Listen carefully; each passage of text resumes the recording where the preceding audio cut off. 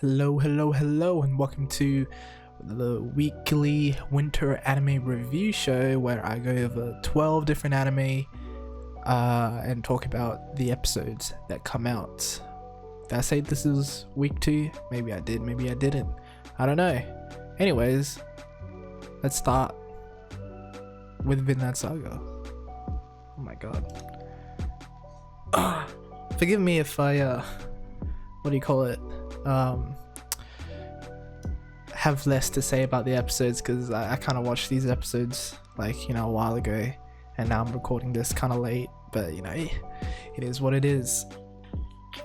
Oh my god, something's up on my nose. Anyways, Vinland Saga, episode Kettle's Farm.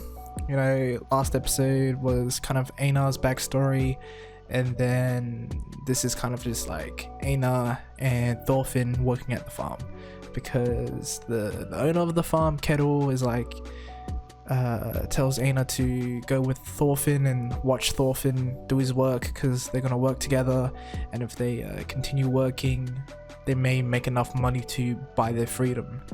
And fuck. Oh my god. Yeah, I should have done this way earlier, because I think I've forgotten so much. Anyways, you get to see Einar, is kind of thrilled to start working, because he has a goal in mind to buy his freedom back. And he's like, when Thorfinn's cutting down a tree, he wants to cut trees down as well.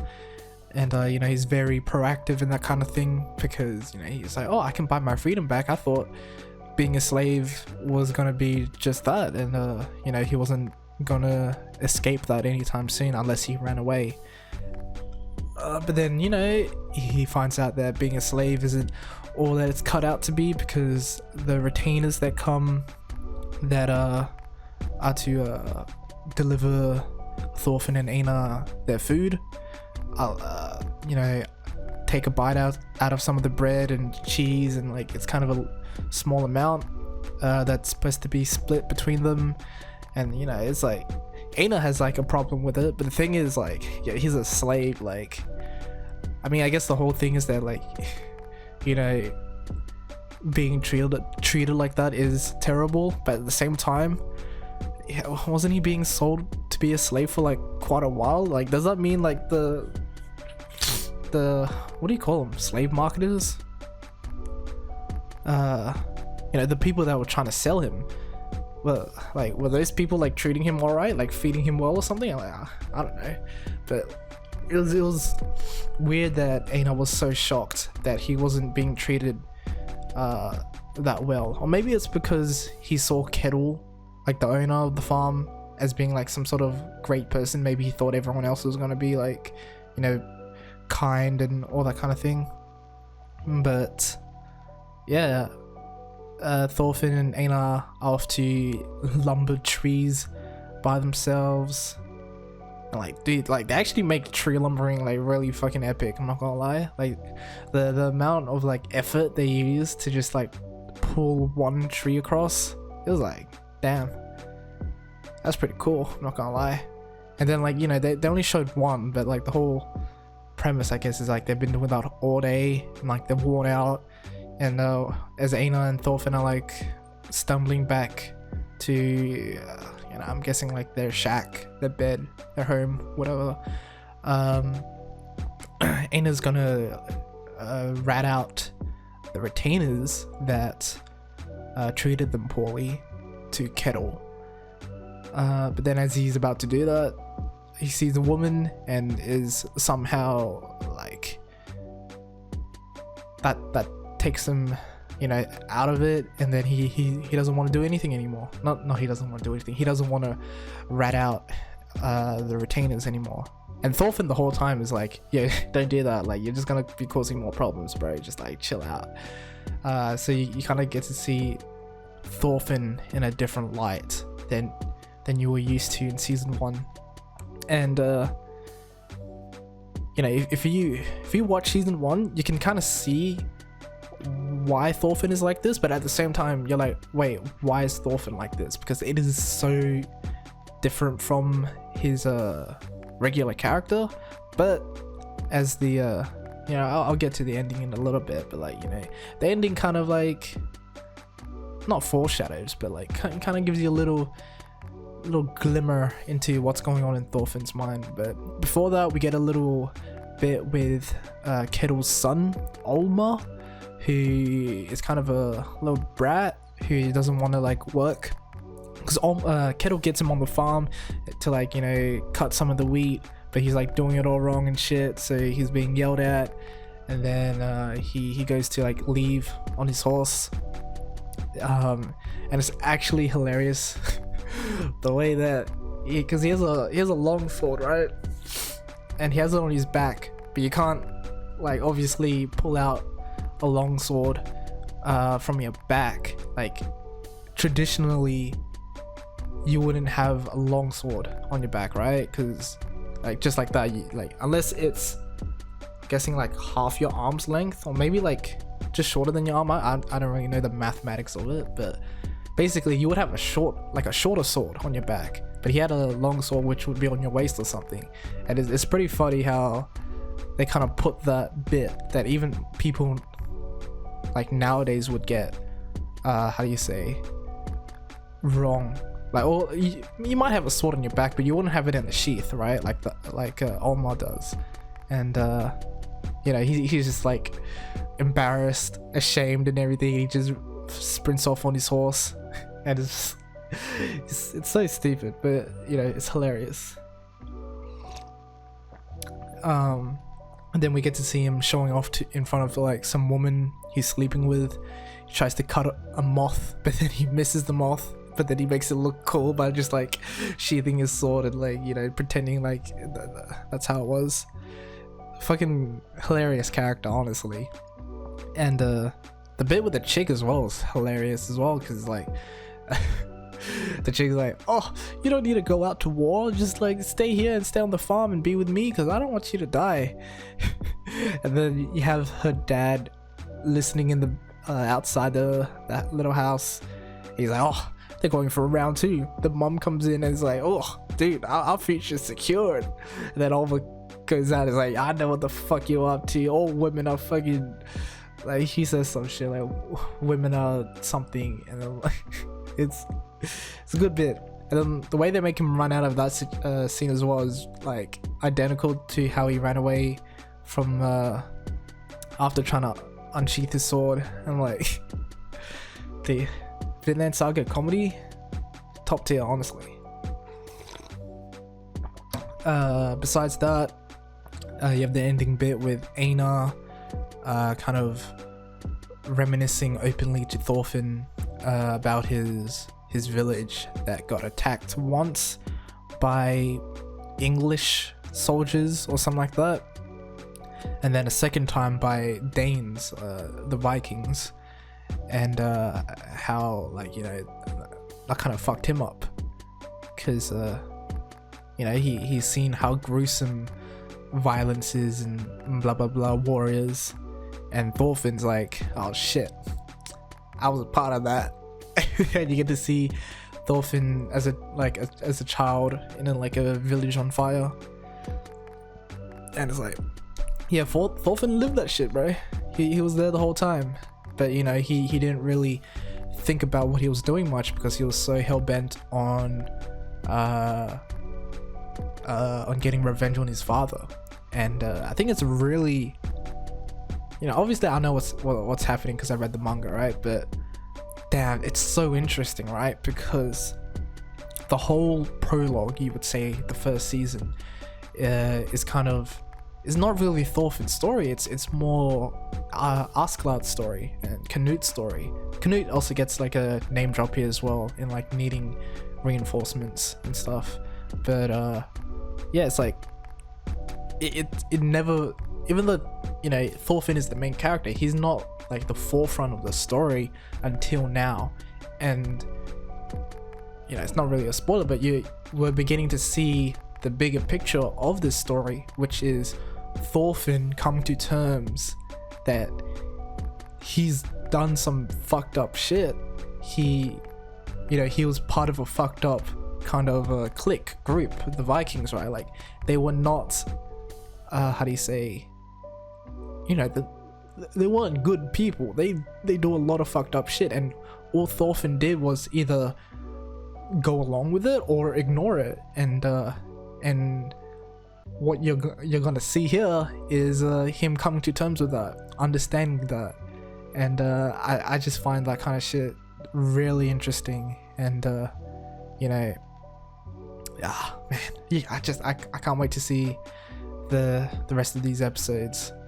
But yeah, that was episode 2, and if I were to give it a rating, I mean I am going to give it a rating. It would be a 10 out of 10 episode. Like it was flawless. Like it was funny.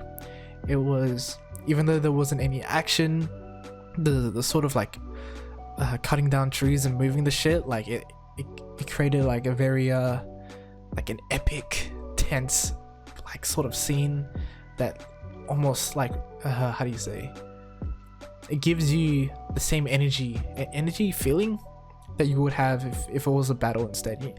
I'm not really sure. It was like their battle on the farm versus, you know, a battle on a battlefield, and like, you know, I was like, yeah, it's pretty good. I like it a lot. I love the characters that are being introduced, Kettle, Olma, like some of the retainers and stuff.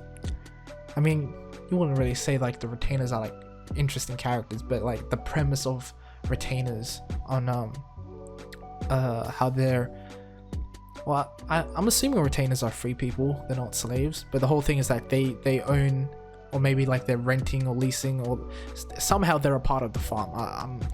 I don't really know, because like the whole thing, because in a sort of like a feudal system, a retainer would be someone who owns a part of like the kingdom's land, right? So is it like the retainers own a part of Kettle's land? Something like that, maybe. I don't know. But yeah, like very, very great episode. Also, I don't know if I mentioned this in the last week, but I checked the staff that were working on this season, and even though, dude, my camera is so dark, I'm actually annoyed. Should I just get a fucking ring light or some shit? I don't know. Anyways, I was checking the staff, and even though the studio moved from Wit Studio to Mappa, a lot of the staff members are the same. So like, you know, the direct might be different, but I do know like a lot of the other people, like, you know, music, etc., are like same people that worked on season 1, character designers, etc. And I'm like, yeah, like I feel like I'm noticing slight differences. Maybe that's just because like the first season came out like 3-4 years ago, but yeah, like that's probably a big reason why it doesn't seem that drastic of a you know, visual change, even though like it's Wit Studio to Mappa. And yeah, that's enough for Vinland Saga. Let's move on to the next. Oh my god. Boom. Tokyo Revengers. Tokyo Revengers episode 2 of season 2. Gotta go. So yeah, last episode was the whole Takemichi finding out that the future timeline, or present timeline I guess, is all fucked up, so he's traveling back to the past, and he immediately meets up with Hakai, a member of the Black Dragons, and well, I think he's actually in the present time the leader of the Black Dragons, but you know, obviously currently right now he's just a member of Toman. And I think they say he's a part of Mitsuha's division, whichever division that was, I forget. But yeah, they get all, Takemichi and Hakai get a little chummy together, with Hina there as well, and you know, as they're like sort of growing closer to one another. I'm sorry, like the really dark lighting is really getting to me. Like, I have to I have to sit up straight. Can you believe it? anyways,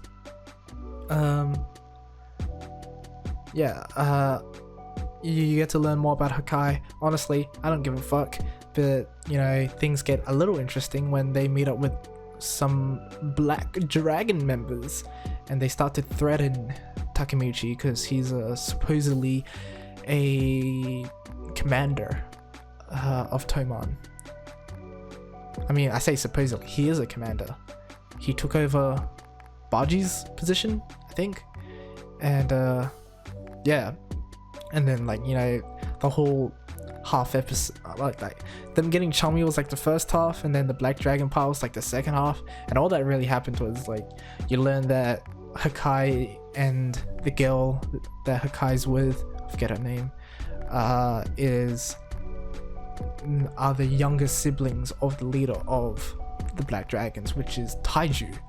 And Taiju, well, after they're like sort of like fighting for a little bit, you know, arguing, Taiju appears, clotheslines Takemichi, and is like, yo, Hakai killed his dude, and the episode ends there. Honestly, very fucking boring episode. Fucking maybe it's because I've read the manga and I know what happens. It's like a thing where like, man, this is like the worst part of Tokyo Revengers. Like, I think the only reason I could go through the first season of Tokyo Revengers was because I binged it. I did not watch it week to week, because my god, if I had to watch this week to week, I would be losing my shit. I'd be like, bruh, I'm just gonna wait and like let it go. I don't want to like shit on it too much, because it's not like it was terribly animated. It's a boring story, it's boring characters. It's nothing like that. It's more of like, Takemichi is such a boring character to watch. And like, I'll give Takemichi his props, because he'll do something cool every now and then, but currently right now he's not doing anything cool, and you know, it's not very fun to watch. I say it like that, right? You know, it kind of feels like he's letting Hina sort of be in danger, like because there's no way, like, as soon as they see the Black Dragon members, and like it seems like a precarious situation, you would think Takemichi's like number one sort of priority is to make sure Hina's safe. But he's kind of just standing there doing nothing until Hakai is like, yo, get out, I'll handle this. And then that's when Taiju appears, and it's like, boy, I don't know. There's a sussy things. But yeah, like, yeah. I don't really know what else to say. Also, I did find out it's not fucking hoodlums, it's fucking delinquents. That was the original translation, at least what Crunchyroll had, and like every other resource I had. You know, they would refer to the gang members and blah blah blah as delinquents, as would so many other you know, Yankee delinquent genre anime manga would, right? I feel like I've heard the hoodlum translation before, but yeah, it kind of threw me in for a loop, and like I really don't like it. It's because it makes it sound so goofy. It's like, oh, a bunch of hoodlums. I don't know, maybe it's just me, but yeah, like I'll give this episode a 6 out of 10. Like, it was watchable, but I would not want to watch it again, and it didn't really progress much. Like, we do, I guess you could say, like, we learn more about Hakai and the Black Dragons and whatever, but it's not done in a way that is intriguing, and I'm like, oh, I want to learn more about the Black Dragons. Oh, I want to see how Takemichi resolves this, because if I'm gonna be honest, it kind of seems like Takemichi is just gonna like get off scot-free somehow, and then they'll fight again round 2 later on. I don't know, or maybe Mikey's gonna show up and save the day. Yeah, but anyways, that was it for Tokyo Revengers. On to next anime. NieR Automata.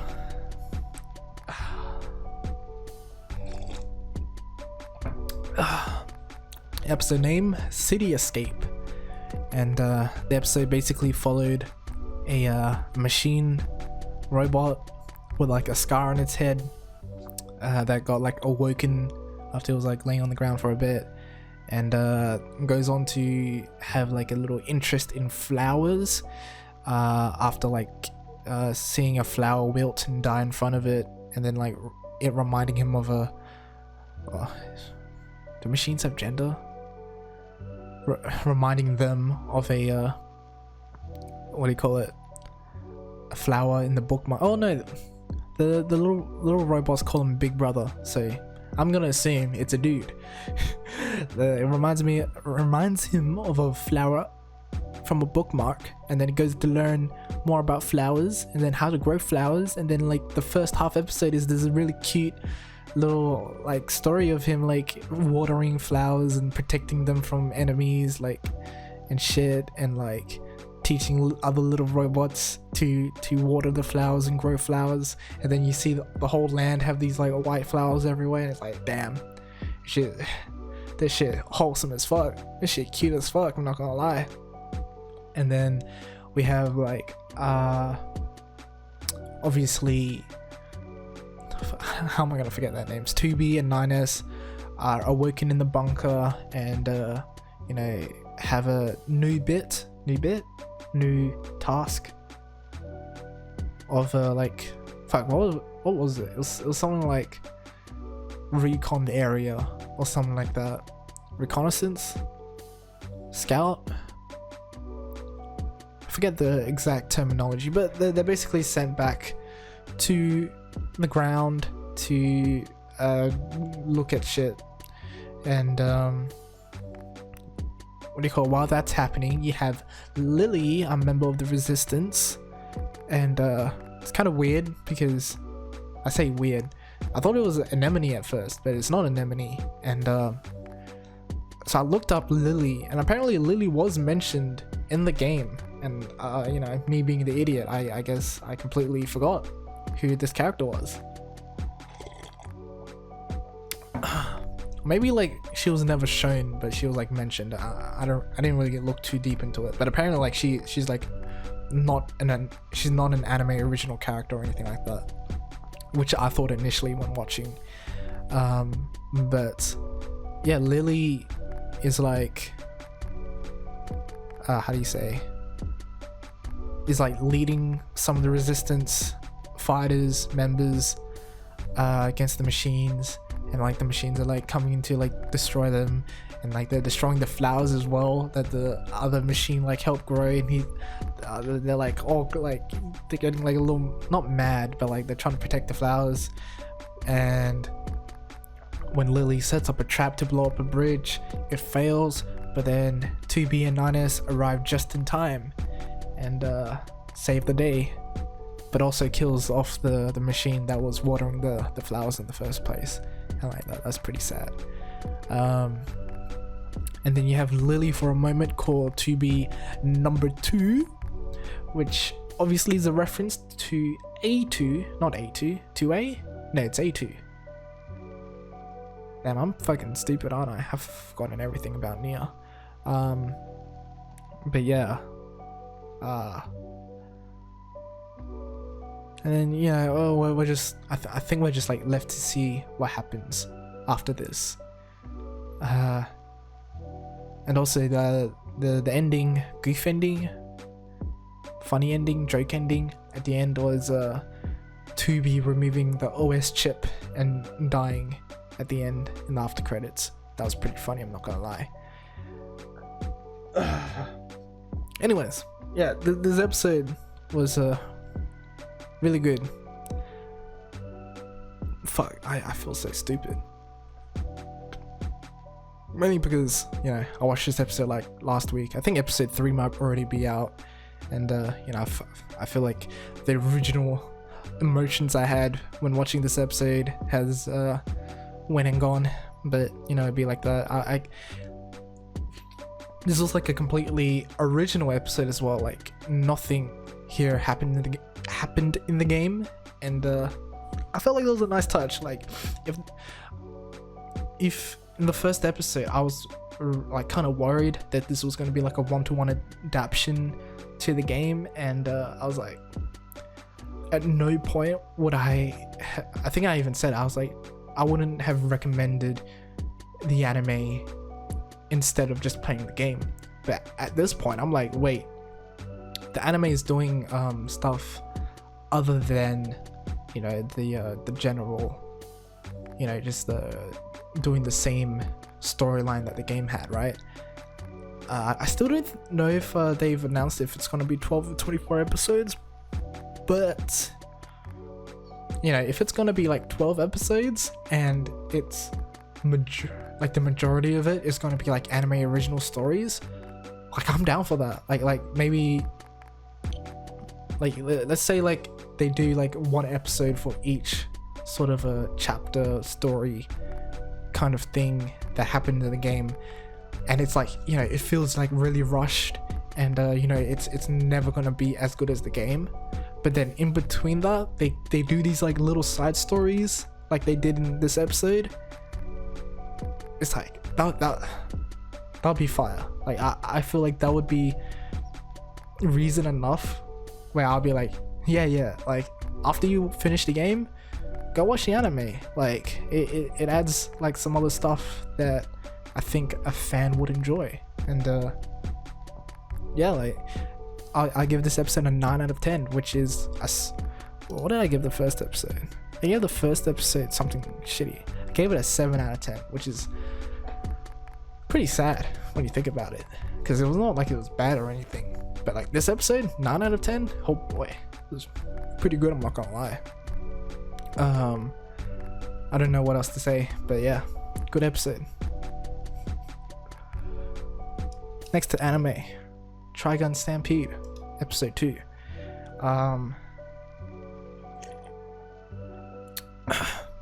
The ED that I said was a god tier last episode was actually the opening, and guess what?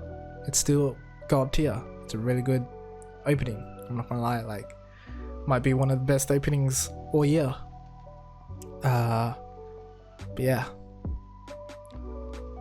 the episode starts off with Vash, I assume it's Vash, cleaning his gun, and you have like some sort of like bug android thing kind of stalking him, which, being like me, not knowing anything about the original series, I can only assume it's probably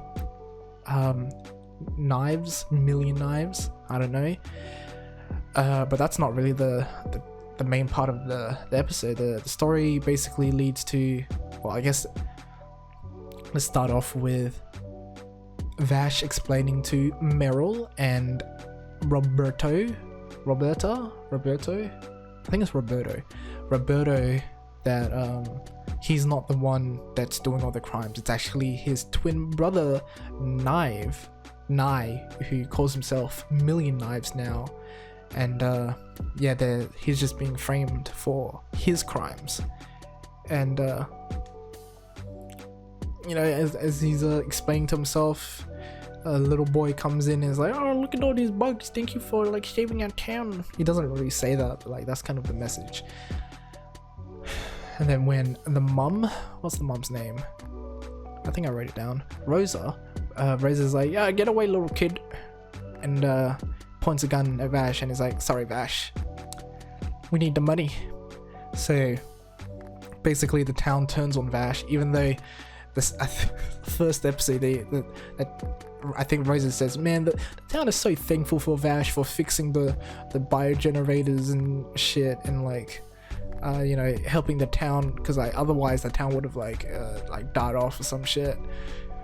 But then, you know, they flip on him, I guess, after the last episode, finding out he has a huge bounty and is going to try and turn him in for cash.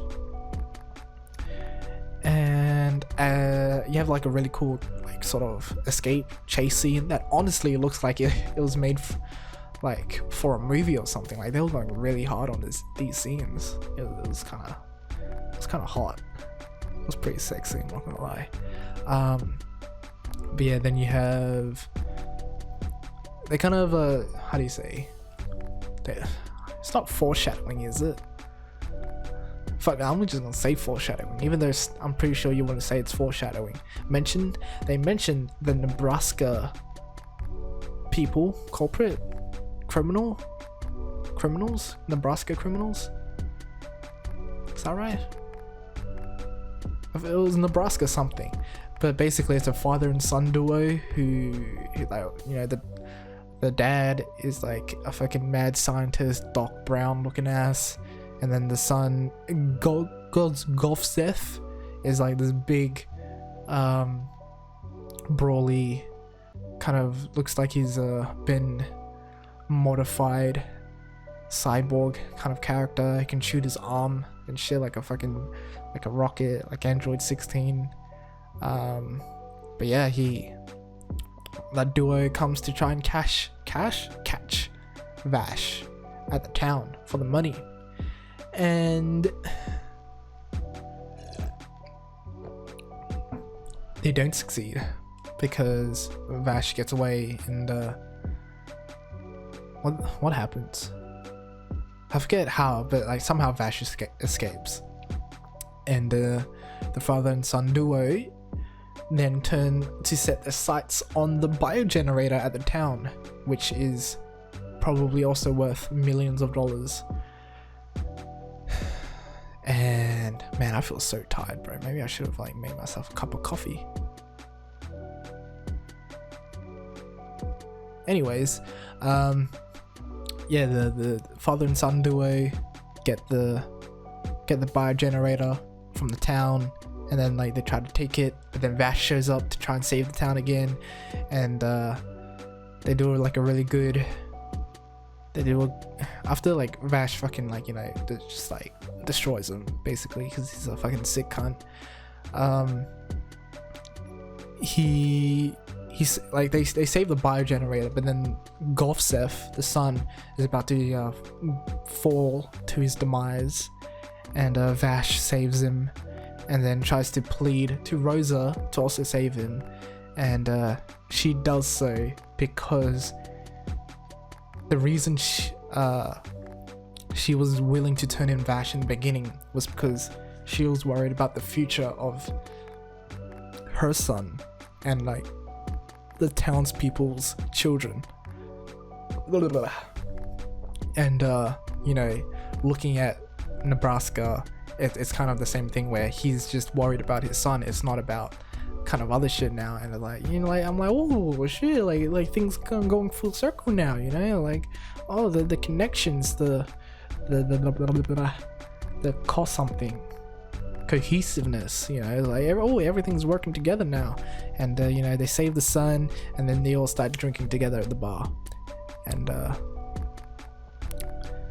you know, as things are going a little crazy, Vash tries to leave on his own because he doesn't really vibe with people that much, or maybe he's afraid that he puts people in danger if he's too close to them, because guess what, Golfseth gets caught with those bug techie thingies. I think they call it lost tech or something like that, and he blows up and probably dies, and yeah, I think it's all Vash's fault. Why the fucking Vash, you got him killed. It's kind of fucked up, not gonna lie. But anyways, I really enjoyed this episode, but I did feel like it was a step down from episode 1. Not due to like animation or story or anything like that, but it's more of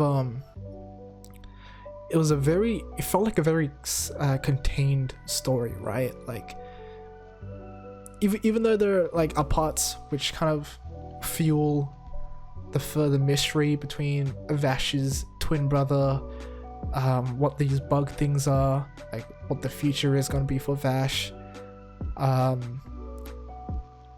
but the primary parts of this episode was just the sort of, you know, parent-child dynamic, them relating to that between like Rosa and her son in Nebraska and his son, and you know, Vash having this like sort of honor,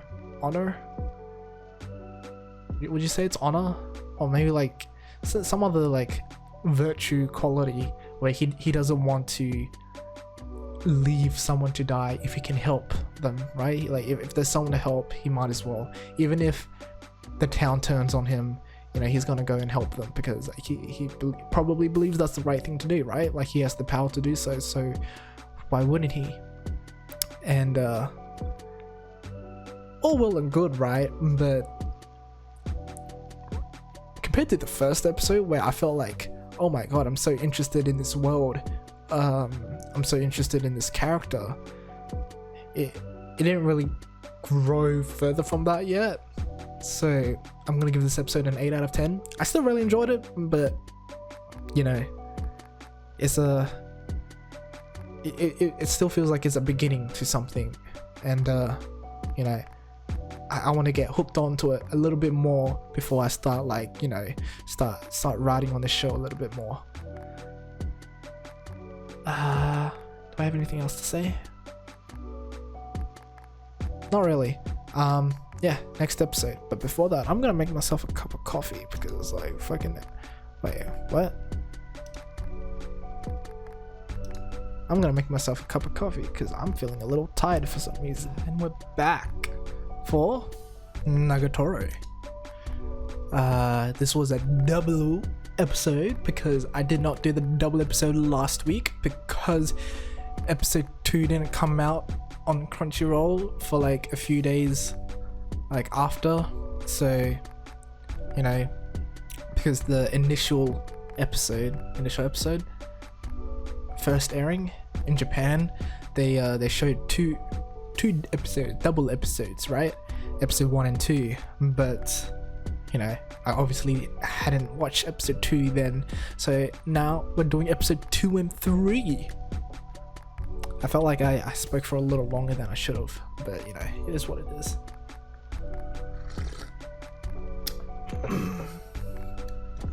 Anyways, episode 2 was yeah, the president of the art club give your boy main character Naruto zoo tickets to help him draw, because I think she was saying like, oh, you're slacking on drawings, or you're drawing, you don't look warmed up, something like that. And she tells him to go to the zoo and take the cat girl with him, Nagatoro. And Nagatoro, for some reason, has the mental capacity, the thought process that they're gonna like have children together or some shit, because she in her head thinks of come as come. I don't know if the joke just didn't translate well to English, or if that's literally it, that Nagatoro thought main character was gonna fuck her at the zoo or something. I don't know, but either way, they spend the day at the zoo being like a couple, and you know, drawing shit together, and main character kind of defends her a little bit when some dude walks in and is like, oh, these are some shitty drawings, and he's like, no, they were made very well. And you know, Nagatoro is like, oh my god, this dude kind of a beast. And then she ends up drawing him a little bit, and then he's like, oh, this is actually like drawn pretty well. You know, the president said like the key to drawing is to draw with love, and you know, it's some cute shit. Then episode 2, it will be technically episode 3. Episode 3 has Nagatoro leave her phone in the club room, and then when the main character goes to return it, some shenanigans occurs where he's trying to avoid people, and he gets himself locked in a locker. Well, not locked, but stuck in a locker, because it would be pretty weird for him to like just hop out a locker in front of some girls. So and it's not like in a locker room, it's in a classroom locker, you know, because if it was a locker elsewhere it would be much more weird, but you know, it's already a little weird that he's in a locker in a room. This coffee really isn't helping, is it? Or maybe it is, because I feel like I'm talking a lot more.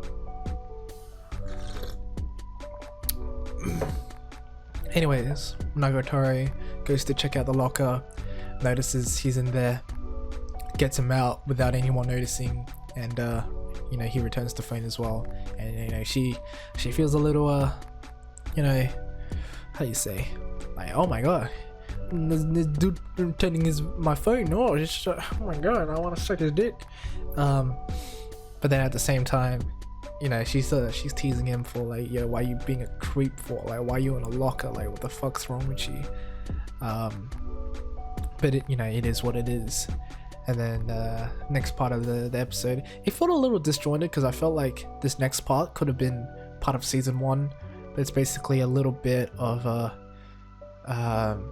main character was training to run for a marathon, got himself injured, and then during the run gets to run with Nagatoro, and then you know, she ends up carrying him, and then like her friends appear and they all help him try to beat the club president who's dressed up as a bunny. And yeah, honestly, like, because they used a flashback where Nagatoro was teasing him for being like a slow runner or something, right? And unless I missed something, I don't think that happened this season. I'm pretty sure that was last season, or maybe it didn't happen at all and I'm losing it. But you know, it didn't feel very it didn't feel like this was the greatest time to like add it. It felt like it was like a little short chapter of the manga that probably did happen right after, but you know, in the manga you kind of like can pace yourself, but in like an episodic format you're like, okay, we have 20 minutes to fill, all right, this is like 5 minutes, okay, this is going to be like 3 minutes, and then you know, whatever. It kind of felt like that rather than like, you know, something that fit in the episode. But that's just me, really. Like, it's not like I was complaining, it just it felt weird. Anyways, after that you have the main character getting worried that he hasn't seen Nagatoro for a little bit, and then gathers the courage to talk to her friends, which like this kind of like thing felt like it fit more into the story, because you saw in the first bit with like returning the phone, you know, he was hesitant to ask her friends.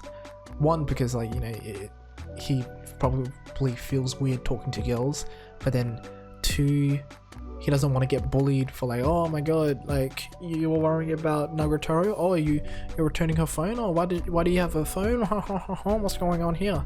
But then, you know, here he has like a genuine worry for Nagatoro, so that might cover up a little bit. But at the same time, you know, just going out to talk to these first year girls that he's like interacted a little bit before, you know, you get to see the growth in his character a little bit. Maybe that's part of like what helped with the marathon, because he had like a little interaction with them there.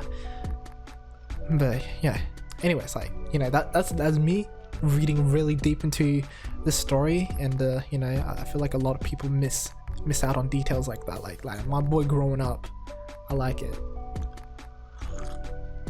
Anyways, the friends kind of use this moment to kind of tease him a little bit more. Says Nagatoro is sick and you should, here's like the handouts, you should go deliver it to her. And when he goes to visit her and kind of trespasses a little bit, trying to peek into the windows, someone shows up and just immediately starts teasing him, about to report him, and it turns out to be Nagatoro's older sister. And god damn, what can I say, man? What can I say, man? Hey, anyways, 8 out of 10 for both of these episodes. I thought Nagatoro is well in its stride. in these past 2 episodes. Comedy, cute, romancy kind of things, and you're like, oh my god, this is Nagatoro at its best. Can't wait to learn more about Nagatoro's older sister as well. Yeah. Next episode, or not episode, anime. Tomo-chan is a girl. Episode 2. I watched this episode both in English and Japanese. Why? Because one of my favorite, would you say idols or voice actors? Because I know her as an idol. Sally Amagi. Wait, I already feel like a fake fan for having to look this up. Is it Amaki or Amagi? It's Amaki, yeah. I'm thinking about Amagi Brilliant Park. But anyways, Amaki voices Carol, the blonde girl, in both the English and Japanese dubs, and it's pretty amazing. I'm not gonna lie. It being over a week since I've seen this episode, I've already forgotten a lot, but I remember enjoying both. And I think she does a really good cutesy kind of airhead performance without the character sounding stupid. It sounds more like an airhead, because people get things twisted a little bit, right? Where it's oh, character's an airhead, they must be stupid, they're not smart or anything like that, right? But it's being an airhead just means sometimes you're single track minded,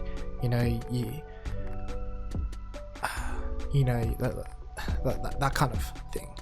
I feel like I'm doing a terrible job at explaining this, but what I'm trying to say, Carol is not stupid, she's just in their head. Man, is this coffee helping or not? I think I've said that twice already. Anyways, episode 2, Tomo's skirt, the school idol. Oh man, now all the memories are kicking back in. Yeah, it was a good episode. Basically, the first episode was Tomo and Jun on a train. No, not a train, a bus. And Tomo was feeling conscious sitting next to Jun because she's a girl and he's a guy, and she goes to stand up, but then by standing up it leads to her getting groped, and she kind of feels like a girl at the moment, because she's like, oh man, she doesn't want Jun to notice what's happening here, and blah blah blah. Maybe if she just lets it happen, the groper, molester would eventually stop, which is a terrible mindset to have. But luckily Jun notices, and being the alpha man, deals with everything, fucking tells the creep to stop, sends him to the police, and suggests to Tomo to stop wearing skirts, which attacks Tomo's femininity, and obviously leads to another argument between the two. Tomo kind of confides in Gundo, and she kind of offers another perspective that maybe he's just trying to protect you, it's not he's not trying to attack you or anything like that, prove my point a little bit. How about those spats you have, how about you just take them off and you wear the skirts bare-legged, let's see what happens then. And after that happens, some funny shit happens with Jun and Tomo. Some good shit. Oh man, that was some good shit, right? If you watch the episode, it's some good shit. And Gundo keeps teasing Jun about it after. Was this the forehead flicking scene? Because man, that's some good shit. I love Gundo and Jun's dynamic. Is just it's one of the greatest things I think in anime. Period. Honestly, it's so good, man.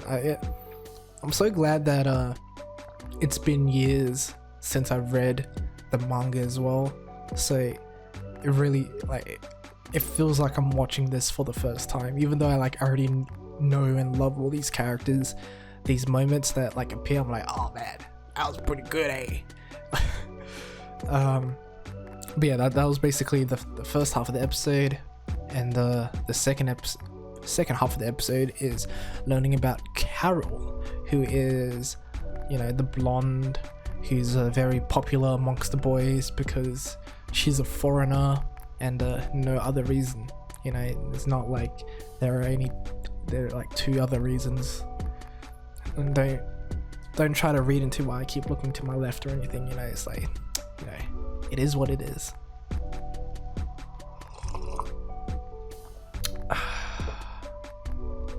Anyway, Tomo gets into a little confrontation with her after she's talking with Misaki.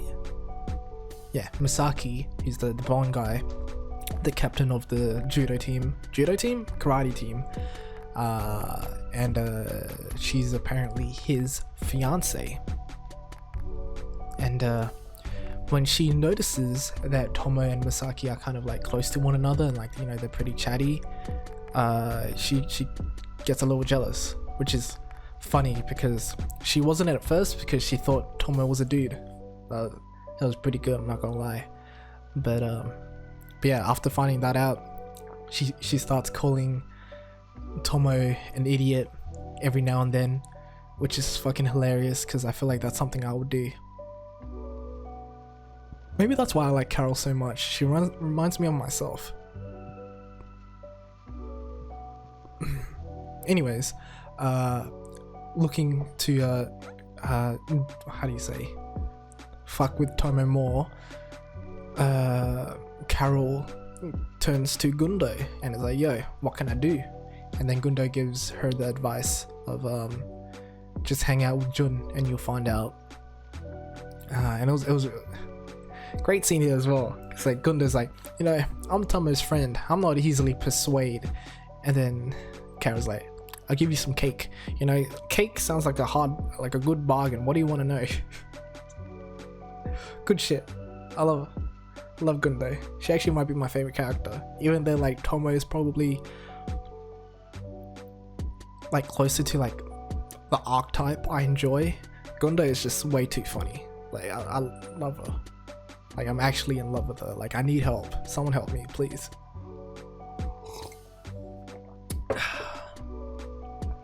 Anyways, after hanging out with Jun a little bit and like, you know, the little bit of her exercising, she finds out that Tomo has a thing for Jun, and Jun has a thing for Tomo as well, like a little bit. So she has nothing to worry about, and you know, goes, and it's like, oh my god, I'm remembering it as I'm talking about it, right? The scene where she asks Tomo if she can be her friend. And then like she gets like a little flashback of every time it happened in the past. It's like when she was like like I'm guessing like an elementary school or whatever, and then like middle schooler, where she's like, oh, can we be friends? And all the girls are like saying, nah, I don't want to be your friend, you're weird, or something along those lines. And like, oh my god. And then, you know, Tomo's like, yeah, I'll be your friend, and Carol's like calling her an angel, and it's like, oh my god, it's so amazing that like it was just like maybe like 10-20 seconds or whatever of like a little scene. But like this is kind of what I mean by like, she's an airhead, but she's not stupid. She has emotions, she has feelings, she has everything that like a person would have. Not that like a stupid person doesn't have that, but like I don't know where I'm leading with it. She has depth is kind of what I'm trying to lead into, right? She's not like a one tone, like one-dimensional character. Like she has depth, and even though she's an airhead, you know, you would say like she doesn't have the most comprehensive of thoughts, right? She's you know, like I said, one-track minded kind of deal. But you know, there's more going under that hood than you would think, and that's why I love her. God damn. But I love Gundo more, and it's amazing that the last bit of this episode, little reveal happens that apparently Jun and Gundo were dating for a little bit back in middle school. And my god, that was like, shit, that was a shocker, wasn't it? That was a flipperoonie, because you would not expect that from this kind of show. You would be like, oh my god, this is like Jun and Tomo's romance, right? Like, ooh, and then they throw in a little like Jun and Gundoro thing for a little bit. What's happening here? And the episode ends and I'm like, oh my god, I want to watch the next episode right now, please. I could actually watch it right now, but like I need to record this like anime review before I watch next episodes. So with that, I'm gonna like try and get through these next ones pretty fast, eh? 9 out of 10 episode. Loved it. Great episode of Tomo-chan. Next episode, anime. UniteUp. Episode name, Let's Try Singing and Unite. I already forgot the name, but one of the duo idol dudes takes Akira for like a little office tour around the place, and then we learn that they have a manager named Harumi who like kind of takes care of them and like everything else a part of the company as well, I think. And while this is going on, they're like stealing Akira's mom's like manju gift from each other. Shit's pretty funny, I'm not gonna lie. And out appears Banri and Chihiro, the blonde and blue head guy that looks like Jinkyu from Genshin. Goddamn. Anyways, they're like introducing themselves to each other, and you find out that Banri and Chihiro know of each other from their cover channels on YouTube. I think they say they're on MyTube, right? And like I thought that's really cool how like, you know, they're singers themselves, but like they pay attention to the singers around them, and you know, it's pretty cute because like, you know, they're like complimenting each other as well. I'm like, god damn. And even Akira, when he reveals that he was blah blah, I should have wrote that down. It was pretty stupid of me not writing that down, but like whatever his Utaite name was, they're like, oh yeah, I know that person. Oh shit, you're him? Ah, I kind of blah blah blah blah blah blah. I'm sorry, I forgot what happened in this episode, but yeah, basically they all know each other besides Akira, who doesn't pay attention to that shit. And another idol group shows, Legit, which is, I don't think I enjoy that name for a trio, but you know, fuck it, I guess. Like, who cares what I think? It probably sounds better in Japanese, like Legit. It's like, oh, that's a pretty cool name, but I don't know. Maybe as an English speaker, I'm like, kind of cringe, I don't know, but you know, it's just me. Anyways, it was at this moment when I found out that the members of Legit, their names are Daiki, Eishiro, and Fuga. The motherfuckers here in whoever the creators or like brains behind UniteUp are fucking naming these characters alphabetically, A B C D E F G H I J K. And guess what? It doesn't end there, because the two duo people, right? They're not on this thing right here, but like the white-haired, silver-haired people who are like the producers, managers, executives, whatever the fuck their position in the company is. Their names are also L and M. So where the fuck is N and O? I don't know. But anyways, it's not like I was particularly like, you know, like kind of like mad or anything about the name convention they have. If anything, I find it pretty hilarious. But it's also like, come on, like you couldn't like think of anything else besides naming them Akira, Banri, Chihiro, Daiki, Eishiro, Fuga. What's next in the alphabet? G? Someone was a G, someone was a H, someone's an I, someone's a J, someone's a K. It's like, bro, like, why are they doing this, bro? It's like, anyways, that's not really what this episode was about, because The rest of the episode was basically the trio, Akira, Banri, and Chihiro, bonding with each other, kind of like sharing their music, sharing their reasons for wanting to sing. Banri wears like a mask and glasses because he's not afraid, but like insecure about his like feminine looks. Chihiro works really hard and is very self-critical about his own music, but at the same time probably also kind of looks up to people like Akira and Banri who have like some sort of talent, because they go to Akira's bathhouse, and they all have a bath together, and then they start singing together. It's really cute. Banri takes off his mask, and like they find out Banri's pretty hot. The ED that plays at the end is I'm gonna look forward to every ED from now on, because it's like the first episode was like Akira growing up, and then this one seems to be Chihiro and Banri and their journeys before they got signed to this company, like releasing covers, working on their singing, etc. And it's really cool, like going to school and stuff. And I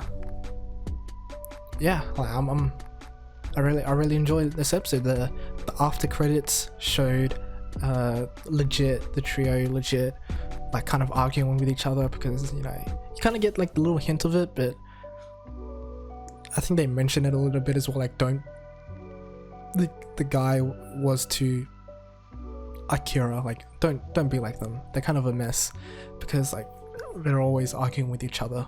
But then you have like another idol group, I don't think that we got their names, maybe they dropped it and I just forgot, but they were basically like, oh, I heard your guys' new song, it's pretty banging, how's it doing? We're doing pretty good, right? We just finished working whatever in a van. And you're like, oh my god, who are these characters? They look pretty hot as well. I'm very interested to see what happens in this idol anime. And yeah, I really enjoy it. What else can I say? I had a lot of thoughts, I remember, after finishing the episode, but it's been a while, so I've forgotten everything. I think it's more of like, it doesn't feel like cheesy or anything like that when they're kind of divulging, progressing, developing these characters, right? Like I'm not gonna say Akira's kind of like a original character, right, where he's like not second guessing, but he has a talent and enjoys singing, but he's unsure if he wants to be an idol or not. And Chihiro's like, bro, you already like singing, why don't you just try being an idol? It's not like that's a completely original storyline, but at the same time, the way they're executing this in the sense of like, they're not building Akira to be like this, like he's obviously the main character, but he's not like a brooding soul, or like they're not dragging this out for like fucking several long episodes. And it seems like every character in the show is super positive to Akira as well, like trying to push him to like do something, instead of waste his talents on singing. I'm like, oh my god, I kind of like what they're doing. It's pretty fun, interesting. And the way like the trio are talking to each other as well, like it feels very natural as well, where like they kind of have like a lot of respect for each other, because they're all singers, amateur singers, right? And they, although you wouldn't say Akira has the same dream, but like they all have like a goal to be signed and then someday sing to like a bunch of people and whatever, right?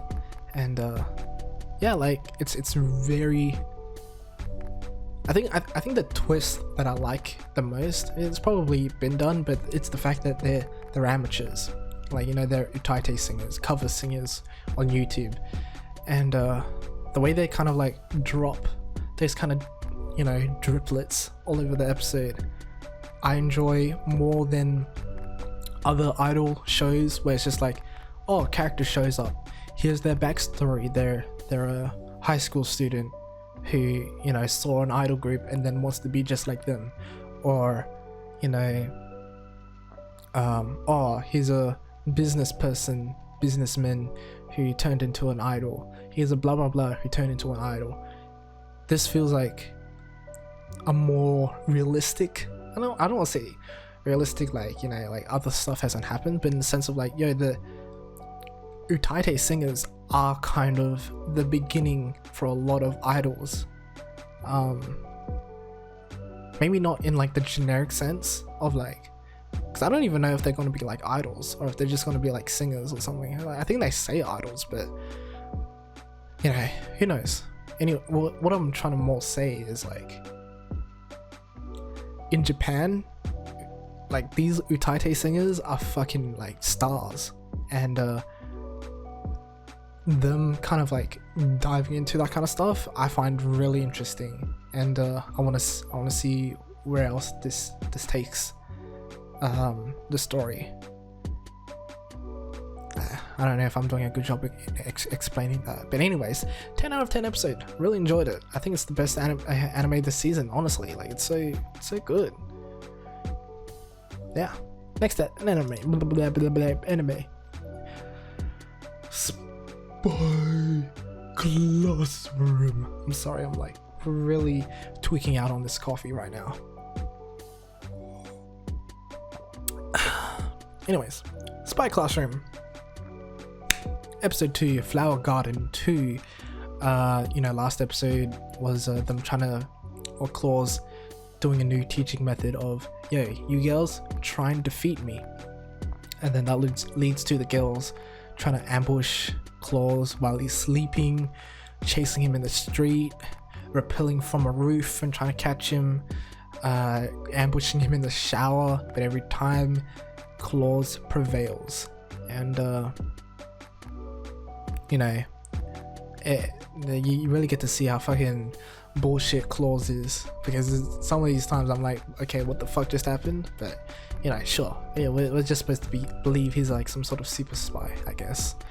Anyways, Claws goes on to like some sort of meeting thing, and then when he returns, he divulges that Lamplight, whatever the team name, isn't the first team to attempt this mission. The first team was actually Inferno, who went there a year ago, and apparently Inferno was like the greatest spy team ever created, and only one person survived, and that was Claws. And Claws survived because he didn't go on the mission.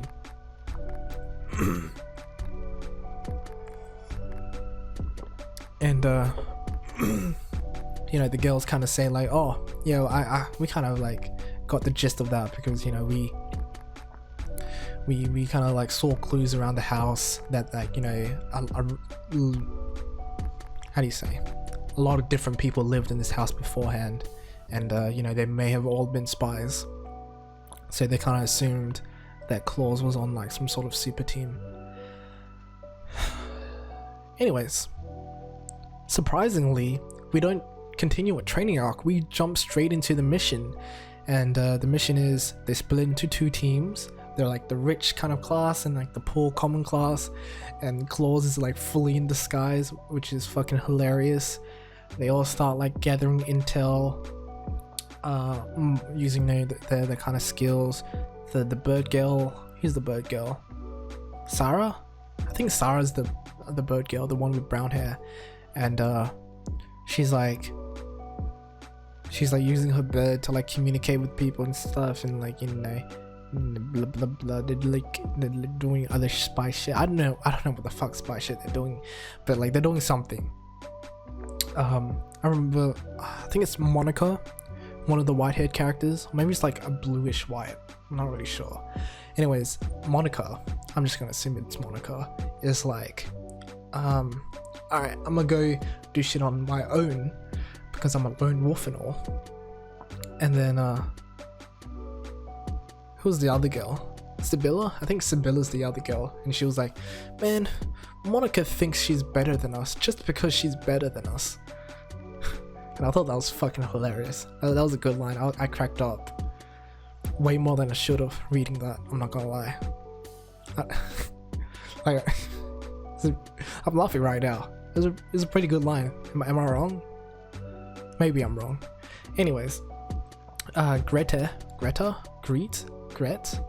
the sort of redhead girl, goes to Claws in disguise and then like takes off a mask and is like, yo, here's like some more information. Anyways, you wanna go to a party with us, you know, before like the mission starts? And Claws is like, what the fuck? You know, we're on an important mission here, like in enemy territory. You wanna go on a party? And she's like, yeah, you know, we need to relax. We're kind of overworked and everything. And, you know, and the Claws is like, you know what, yeah, sure, I'll come by later. And the girls are all partying and everything, and then everything gets quiet, and Claws is like on the roof kind of monitoring everything. Then when he shows up, everyone's passed out. Wow, that kind of sounded more, what's the word? Foreboding than I wanted it to. Like, they're passed out, assumingly drunk. Maybe not drunk, maybe they're just tired or whatever. Like, it's not because someone knocked them out. I said like, yeah, you get what I'm saying, right? Anyways.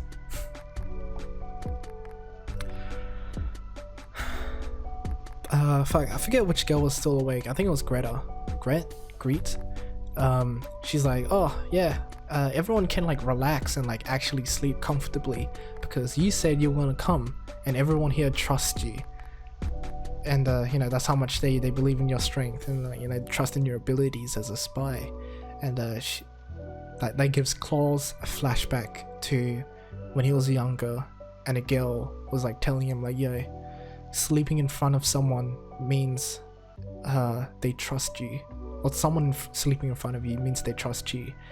And if someone does that to you and like they actually trust you like that, you gotta protect them. And I'm like, bro, like people cats or something, because that's what cats do, right? If a cat sleeps in front of you, that means they trust you or some shit. And I'm like, I mean, I guess like the same concept works for people, but it's like at the same time it's also like, that's crazy. I sound like I'm shitting on the idea. Like, I actually really like that kind of story piece and flashback of Claws. It's actually pretty cool, I'm not gonna lie.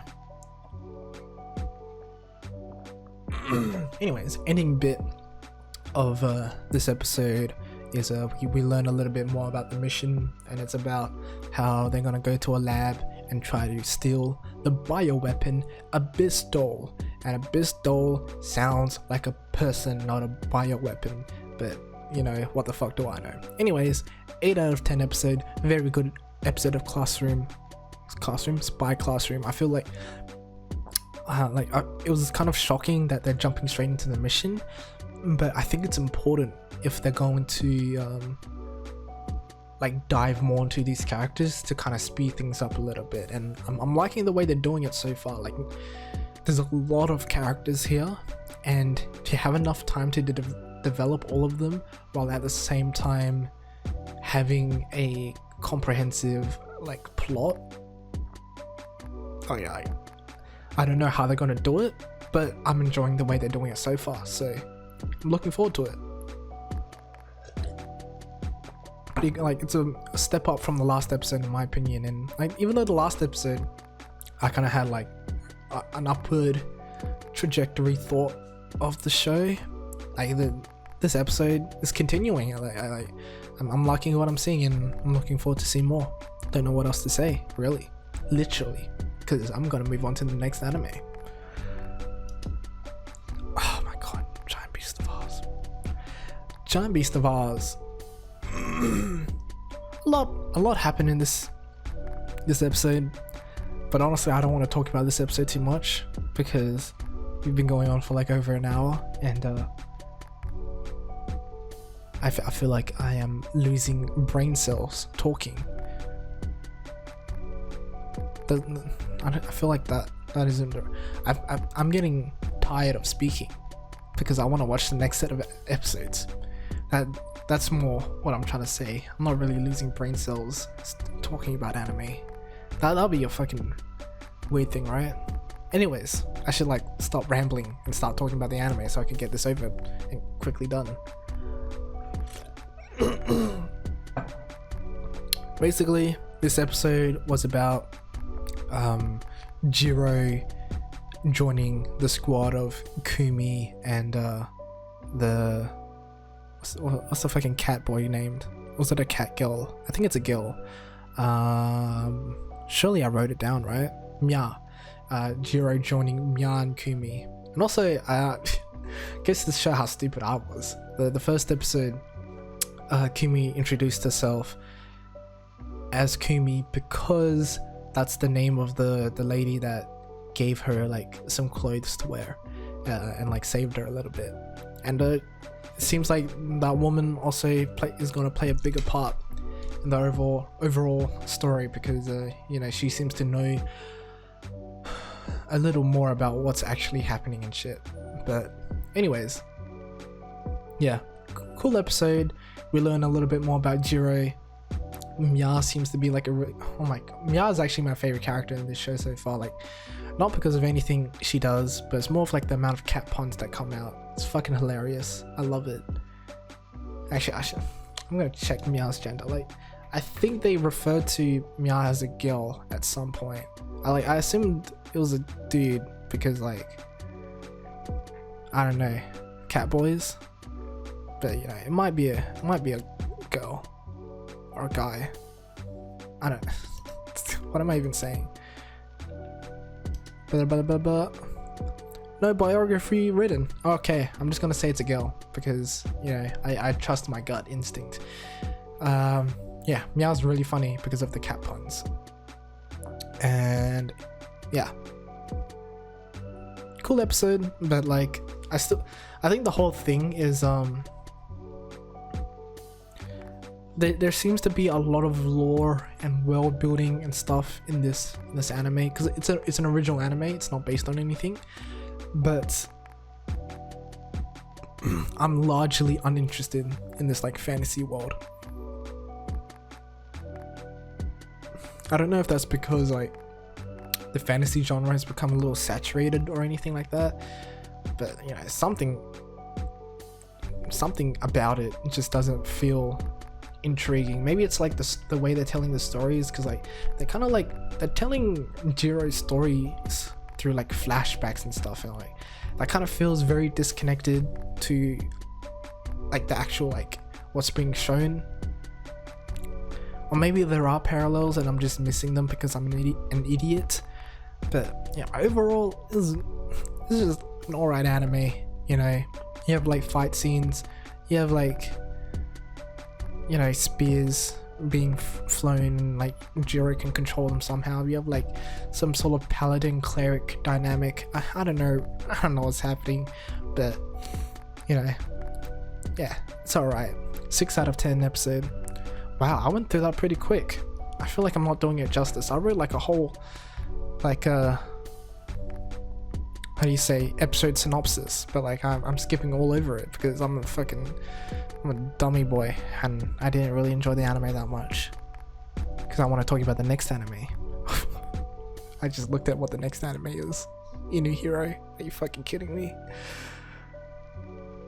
Actually, fuck.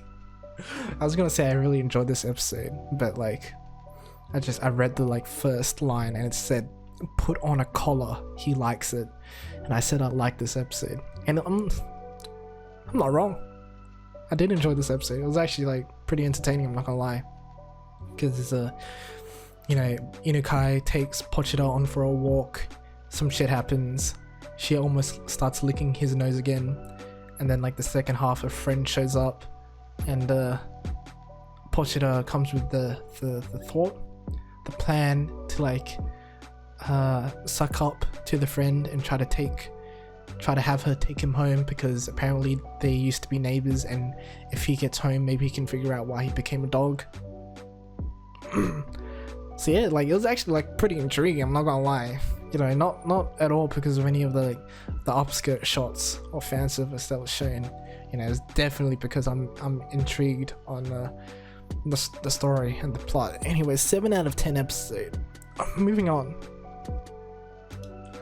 Mou Ippon. Wow.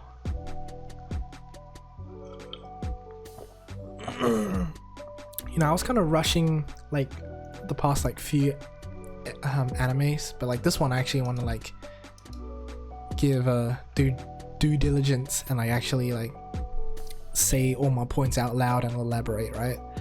Because this episode basically was like a fucking amazing episode. It was you have Sanae, who's the glasses girl, who's struggling to bring up the fact that she wants to rejoin the judo club in high school because she told her parents back in middle school that like, oh, it's just gonna be for middle school. After I join high school, I'm gonna be like studying the whole time, right? Like focusing on studies. And when they're back in school, she's like, fuck, what's happening? She lies to Michi, the main character, that she forgot her form, and like, you know, they can't sign up for the club yet. And it's a cool dynamic because like, you know, that like it's a very believable storyline, right? Of like someone who enjoyed something back in middle school and then their parents want to like push them to do like studies instead so they can get to like a good university and like, you know, graduate from university, get like a good job with their degree and whatever, and like that's their like sort of set life. But they found this like sort of, they found something they really enjoyed, and their struggle to bring that up to their parents because, you know, they want to do something else, like they don't want to go against their parents basically, right? And you know, she's struggling with that. And at the same time you have Toa, the girl that wants to build up the judo club again, that beat Michi in the first episode, is like struggling to talk with Michi to the point where like, you know, she's kind of getting not clowned on, but like no one knows her name because I forgot her name. It's like Hitsua, something like that. They actually they mispronounce her name as Hyuga, and I'm like, Naruto, Hinata Hyuga, I love her. Anyways, Michi and Sanae are like, for some reason I guess, tasked on packing up the judo tatami mats, and as they're like carrying them,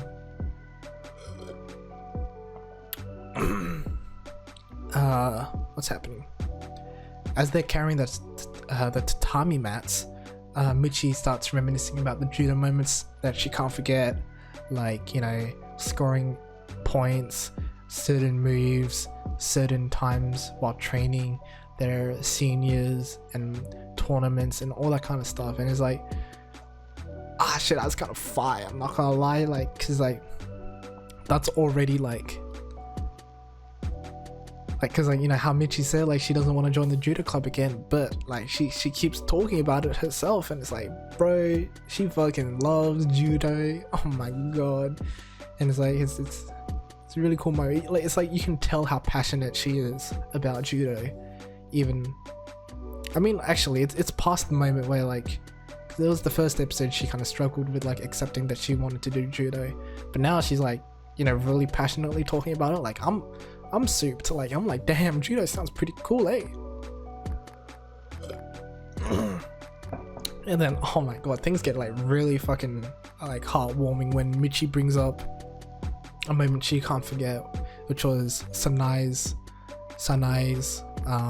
first win.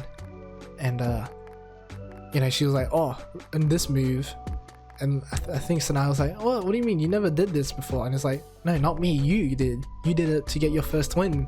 And then like, oh my god, and like they do a little flashback, and then you could see how emotional Sanae got in that moment. Like, one, because Michi remembers her first win, but then second, because she remembered the feeling she got in her first win.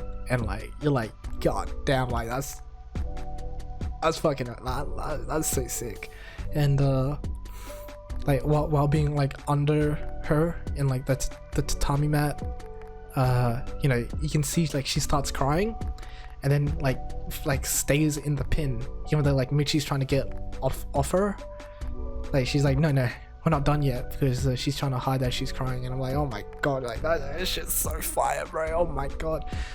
And it's like it's pretty cool as well, because like they're doing this all out in the open, and like, you know, they kind of gather a crowd to like watch them. I'm like, man, this is fucking sick. I love this anime, and it's only the first half. Second half is kind of like Toa misses like the school lunch rush, and uses getting some bread as an excuse to talk to Michi. And you can see like they go up to the sorry about that, the coffee makes me burp. Is it coffee or is it the water? I don't know. Anyways, Toa and Michi go on to the roof to like, because Toa wants to talk, but then also like they're there to eat their lunch. And she's like struggling for a little bit, but then she puts on her judo gi. I have to. It's like the first time I said judo gi. Like, kind of sounded weird because it's a gi they wear for judo. So like judo gi.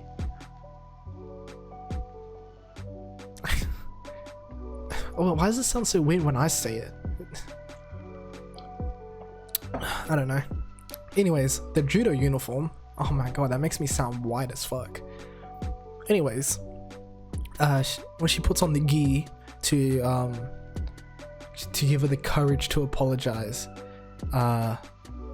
it's pretty funny because Michi doesn't really know what the fuck's going on, and it's like, oh, why are you apologizing? You don't need to apologize for that. We were just like doing judo, and you know, they're kind of questioning her like, wait, so you joined the school just to apologize? But then she says like, well, that's one part, but also she realized how much Michi enjoyed doing judo back in the tournament, and wanted to continue doing judo with her in high school.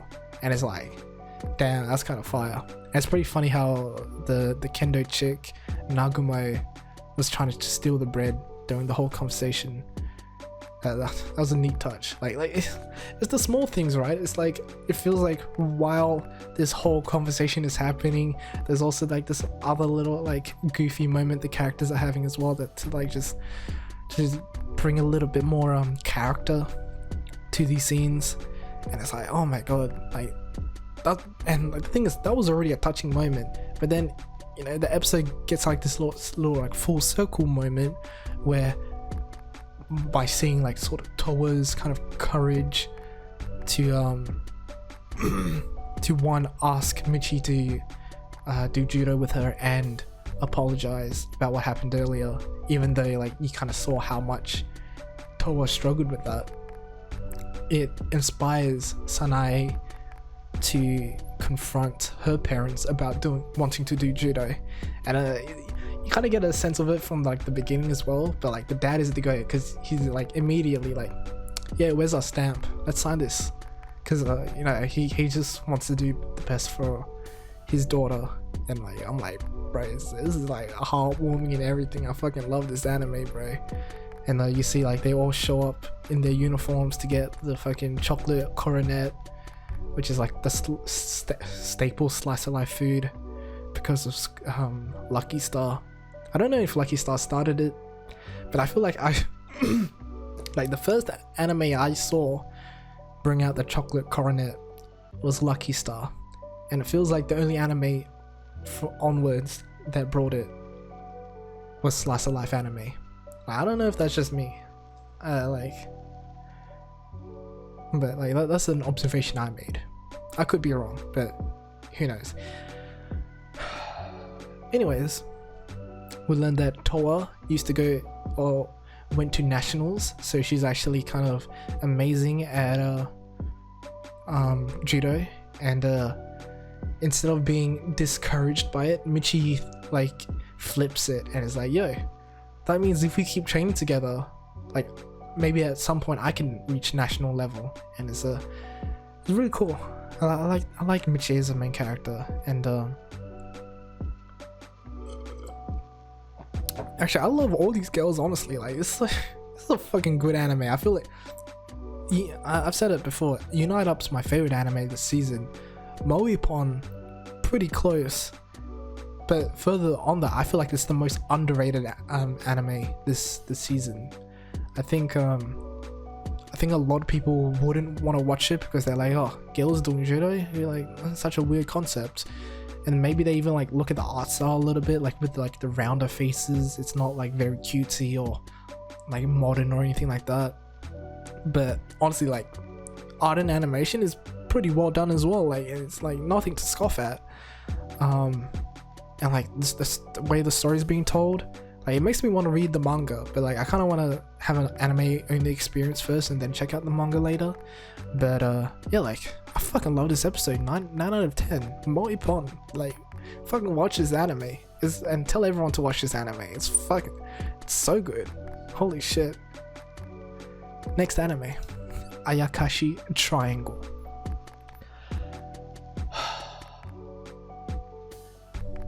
This episode was basically, I'm gonna try and rush this over a little bit because I'm fucking tired.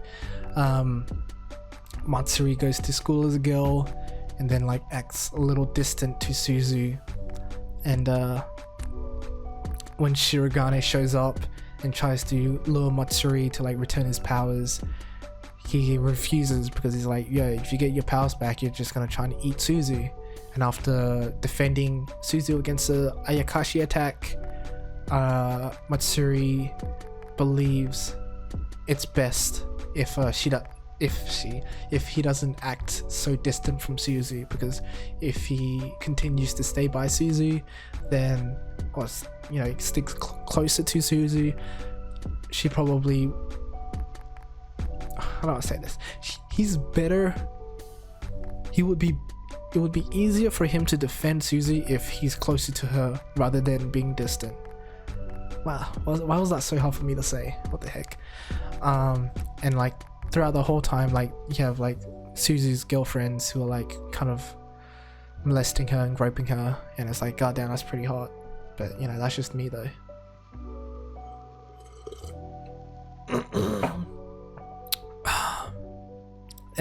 Second half of the episode, because that was just the first half, was Matsuri kind of struggling with like some girl things, because he's like going to the boys' bathroom, he has tits, that kind of shit, and Shirogane kind of tricks him while he's bathing by shape-shifting into Suzu, and then taking the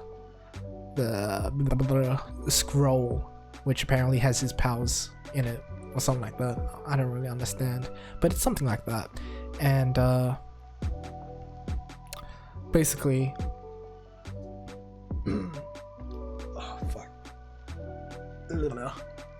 Shirogane is like, oh, you're naked, you can't chase me, but Matsuri does it anyways. And then you find out that the choker that he has actually doubles as like a magical girl uniform transformation thingy, because then he gets into his ninja outfit. And after capturing Shirogane, Suzu notices outside her window while massaging her thighs, and then convinces Matsuri to not kill Shirogane, because if he does, then he may never turn back into a boy again. And yeah, that's basically the episode. And what can I say? It's a very... See, the whole thing is like, Ayakashi Triangle, it's not an amazing anime, but it brings back that classic ecchi feeling, like from the 2000s. I feel like back into the modern day, and my god, do I love that. And it's like, I say it's not amazing, but I still find it somewhat interesting in terms of like, oh, well, can we find out more about these Ayakashi? how else can we reverse Matsuri's gender? Like what other kind of stuff is in this world? You know, it's not completely boring, is what I'm trying to say. And yeah, I'll give this episode an 8 out of 10. It was actually pretty interesting, I'm not gonna lie. Good episode. Oh my god, I feel so. I said so like last season when I was like, oh man, when I skip a week or something, I feel a lot more nervous starting up again and like, you know, out of practice. And you know, I would have thought like after doing this for like a few months, I would be pretty used to it, but I'm still not used to talking to a camera, I'm not gonna lie, and like talking about anime. Pretty weird. I mean, I'm weird, so you know, maybe we go hand in hand.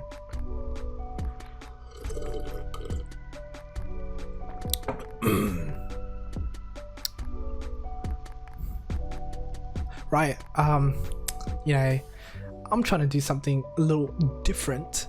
I'm gonna try and do this from now on, where I show my little ranking for the week. Oh man, I should preface that this is for week 2.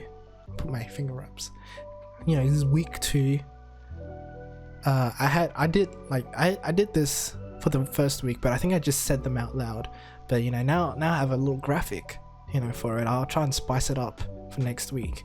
But or maybe I won't. No promises. But you know, you can see UniteUp was my favorite anime this week. Giant Beast of Ours is still number 12. But you know, you kind of get the gist. Like NieR Automata went up a little bit as well. So did Vinland Saga. So like 2 heavy hitters that I kind of worried in episode 1, kind of showing their strengths. And if I'm gonna be honest, I feel like everything 9 and above are actually like pretty good anime. Like that kind of makes it sound like I'm shitting on Tokyo Revengers. I mean, I am, but like, you know, we'll have to see, right? Like how are they gonna do this arc in like the later episodes? And then I'll, you know, who knows, maybe like episode 12 I'll put it number 1. But you know, I just want to end things here, you know, let people see my opinions, you know, instead of giving a number at the end of every individual review. Maybe like, you know, you could skip to this moment and be like, oh, so this is what this person likes. He likes UniteUp, huh? Like a fucking anime about boy idols. Are you gay or something? I mean, I'm not gay, but like, you know, if someone may have that like opinion about me, who knows? But you know, I feel like this is a respectable list. You know, like how could you get mad at this? I feel like if there's anything to get mad at, it will be Tokyo Revengers being below my life as Inukai's dog. But like honestly, like Inukai's dog is like, it's not a bad anime. I'm like oh, I didn't mention it as well in the Tokyo Revengers bit, but like Taiju is voiced by Tomizaku Sugita, which is Gintoki's voice actor, as well as a bunch of other anime. He's kind of like one of the most goated male voice actors ever. Not my favorite, but like, you know, I think of him as great. But even he couldn't save this episode of Tokyo Revengers. God damn, it's fucking trash. Anyways, that's it for anime review week 2. Hope to see you guys next week, or technically more like, you know, 1 or 2 days, because I'm releasing this hella late. See ya.